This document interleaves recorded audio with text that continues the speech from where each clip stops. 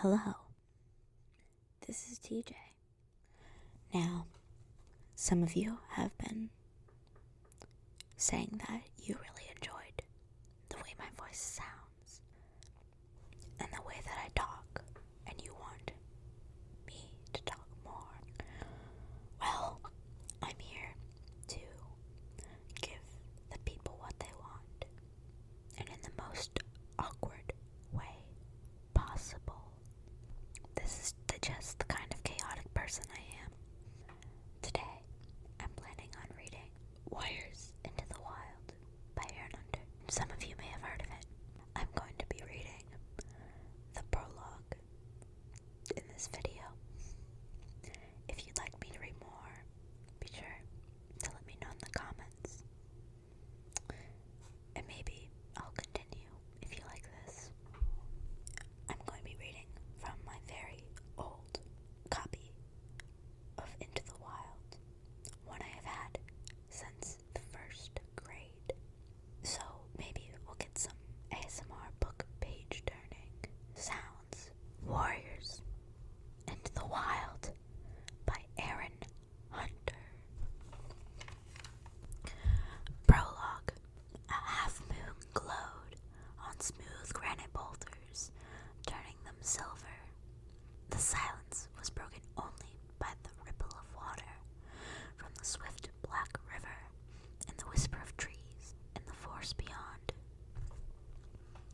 There was a stirring in the shadows, and from all around, lithe dark shapes crept stealthily over the rocks.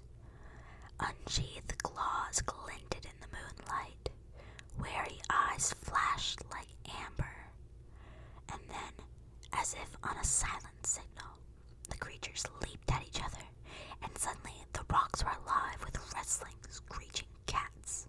At the center of the frenzy of fur and claws, a massive, dark tabby pinned a bracken-colored tom to the ground and drew up his head triumphantly. "Oakheart," the tabby growled, "how dare you hunt in our territory? The Sunning Rocks belong to Thunder Clan. After tonight, Tiger Claw, this will be just another River Clan hunting ground." The bracken-colored tabby spat back. A warning yell came from the shore, shrill and anxious. "Look out! More River Clan warriors are coming." Tiger Claw turned to see sleek, wet bodies sliding out of the water below the rocks. The drenched River Clan warriors bounded stealthily up the shore and hurled themselves into battle without even stopping to shake the water from their fur.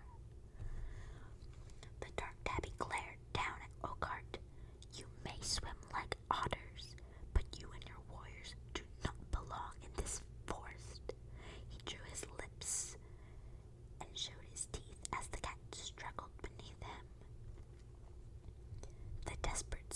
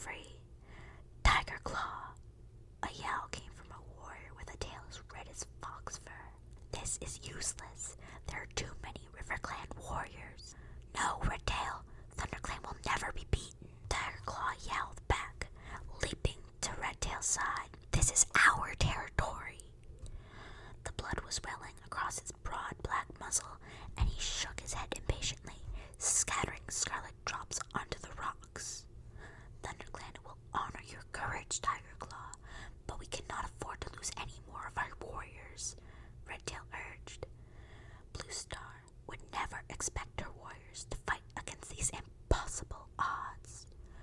We will have another chance to avenge this defeat. He met Tiger Claw's amber eye to gaze steadily, then reared away and sprang onto a boulder at the edge of the trees. Retreat, ThunderClan, retreat, he howled.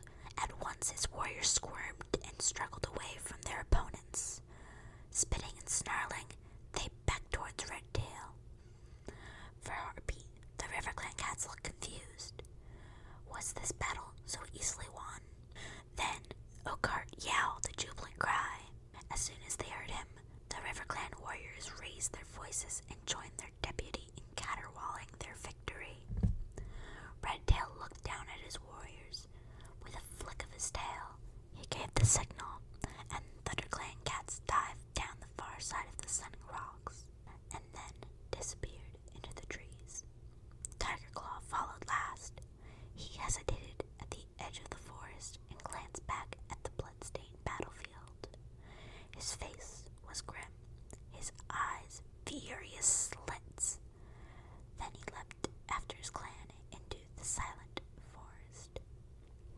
In a deserted clearing, an old gray she-cat sat alone, staring up at the clear night sky. All around her in the shadows, she could hear the breathing and stirrings of sleeping cats. A small tortoiseshell she-cat emerged from a dark corner, her paw steps quick and soundless. The gray cat tipped her head in greeting. "How is Mouse Fur?" she meowed. "Her wounds are deep, Blue Star," answered the tortoiseshell, settling herself on the night-cool grass. "But she is young and strong. She will heal quickly. And the others, they will all recover too." Blue Star sighed. "We are lucky not to have lost any more of our warriors this time. You are a gifted medicine cat, Spotted Leaf." She tilted her head again and studied the stars. "I am deeply troubled by tonight's defeat. ThunderClan has not been beaten in its own territory since I became leader," she murmured. "These are difficult times for our clan. The season of New Leaf is late, and there have been fewer kits. ThunderClan needs more warriors if it is to survive."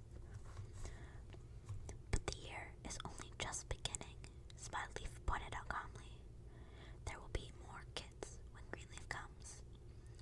The gray cat twitched her broad shoulders. "Perhaps, but training our young to become warriors takes time. If ThunderClan is to defend its territory, it must have new warriors as soon as possible." "Are you asking StarClan for answers?"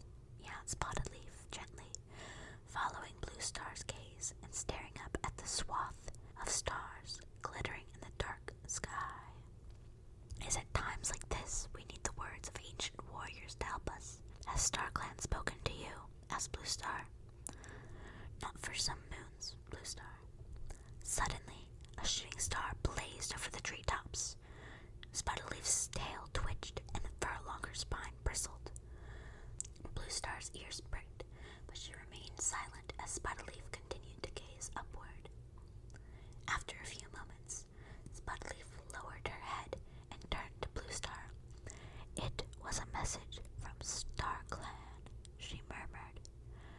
A distant look came into her eyes. "Fire alone can save our clan." "Fire," Blue Star echoed. "But fire is feared by all the clans. How can it save us?" Spotted Leaf shook her head. "I do not know," she admitted. "But it is the message StarClan has chosen to share with me." The ThunderClan leader fixed her clear blue eyes on the medicine cat. "You have never been wrong before, Spotted